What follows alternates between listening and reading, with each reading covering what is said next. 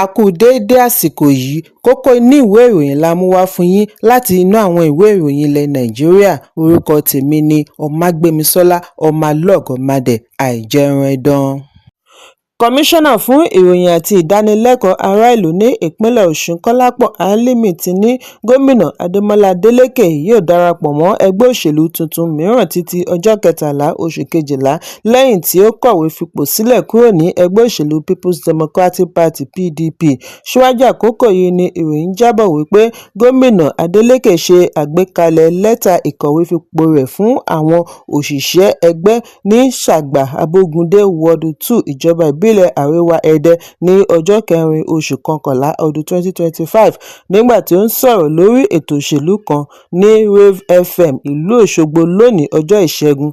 Ní Álímì ní ìkọ̀wé fipò sílẹ̀ gómìnà wáyé látàrí fàákájà ọlọ́jọ́ pípẹ́ láàrin ẹgbẹ́ PDP.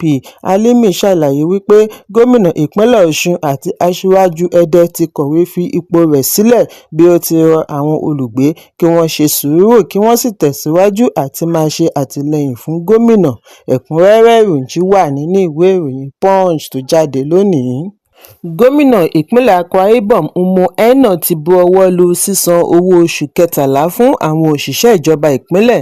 Eno darí olùṣirò àgbà kí ó rí i dájú wípé wọ́n san owó yìí ó pẹ́ jù títí 20 oṣù kejìlá kí àwọn òṣìṣẹ́ lè ṣe ayẹyẹ kérésì pẹ̀lú ìrọ̀rùn. Àfihàn yìí jẹyọ nínú àtẹ̀jáde tí agbẹnusọ gómìnà Ekerete Udoh fi sí orí ẹ̀rọ abánidọ́rẹ̀ẹ́ Facebook. Níbẹ̀ ni wọ́n ti ṣàlàyé wípé gómìnà ní kí wọ́n pín ìrẹsì kérésì káàkiri abúlé pẹ̀lú àtìlẹ́yìn mìíràn bí wọ́n bá ń lọ ilé ọlọ́dọọdún wọn. Ẹ̀kúnrẹ́rẹ́ ìròyìn wà ní ìwé ìròyìn Premium Times tó jáde lónìí. Igbákejì ààrẹ tẹ́lẹ̀ rí Àtíkù Abubakar ti ní ìdúróṣí ìbẹ̀rùsí pẹ̀lú ẹgbẹ́ alátakò lórí ìgbésẹ̀ wọn àti gba Nàìjíríà kalẹ̀ bí ó ti ní ìpàdé pẹ̀lú àwọn alága ìpínlẹ̀ ẹgbẹ́ òṣèlú African Democratic Congress (ADC) nírọ̀lẹ́ àná ní ìlú Àbújá. Àtíkù tí ó ṣẹ̀ṣẹ̀ fi gbogbo ara darapọ̀ mọ́ ADC ní ọjọ́ díẹ̀ sẹ́yìn ṣe àfihàn ìpàdé rẹ̀ lórí ẹ̀rọ abánidọ́rẹ̀ẹ́ X bí ó ti fìdí ẹ̀ múlẹ̀ wípé àwọn aṣojú alága láti ìpínlẹ̀ 36 orílẹ̀-èdè wa ṣe àbẹ̀wò sí i láti kí i kú oríire ìforúkọsílẹ̀ rẹ̀ pẹ̀lú ẹgbẹ́. Gẹ́gẹ́ bí ọ̀rọ̀ igbákejì ààrẹ àtijọ́, alága ìpínlẹ̀ Kogi Tèmítọ́pẹ́ Kingsley ni ó darí ikọ̀ láti wá kí i.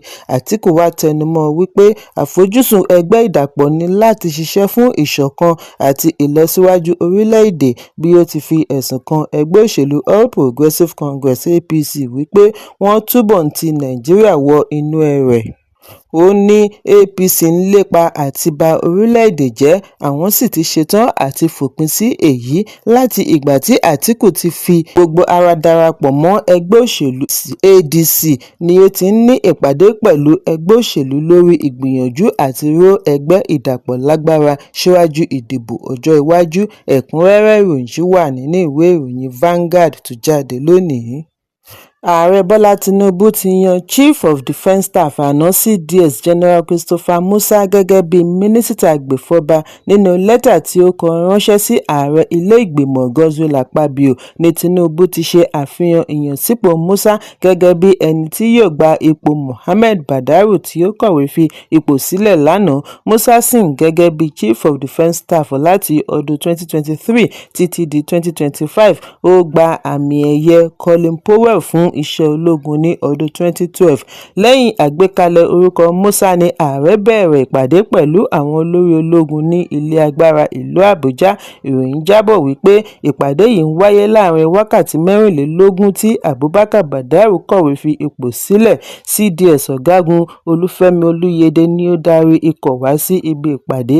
Lára àwọn tí ó wà níbi ìpàdé láti rí COAS Lieutenant General W. Shaibu, olórí ológun ojú òfurufú CAS Air Marshal Sunday Aneke, olórí ológun ojú omi TNS Vice Admiral I. Abbas àti bẹ́ẹ̀ bẹ́ẹ̀ lọ.